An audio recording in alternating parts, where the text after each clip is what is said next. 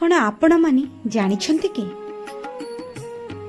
जगतर नाथ जगन्नाथଙ୍କ निकटरे जणे वृद्धा आमिष भोग करिथिले।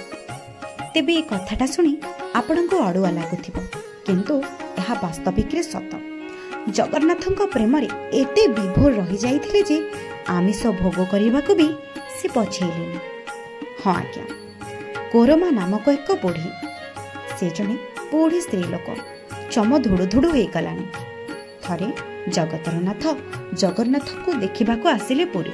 सेठारे जेतेबेले जगन्नाथ को देखिचंती एते खुशी हो जाइथिले जे से खुशी रे जगन्नाथंकर महाप्रसाद को भी देखिले।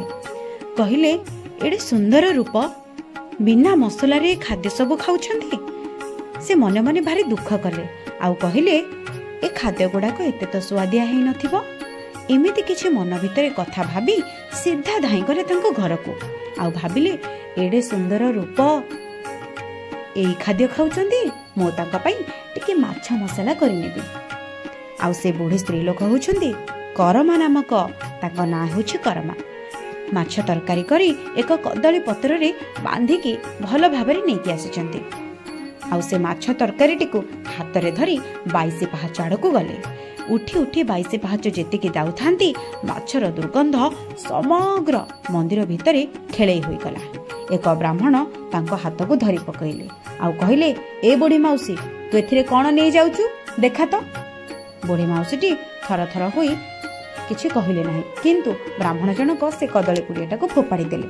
आउ सेतिकी बेले से कदली पुड़िया रे रहिथिबा माछ कथा पणस हो जाइछि, पणस तरकारी पलटि जाइछि।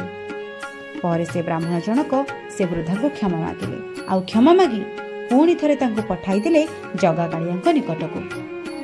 जेतेबेले बुढ़ीटी ए सब दृश्य देखुथाए मने मने भाबिबाको लागिला, सतरे ए जगा कालिया केड़े विचित्र।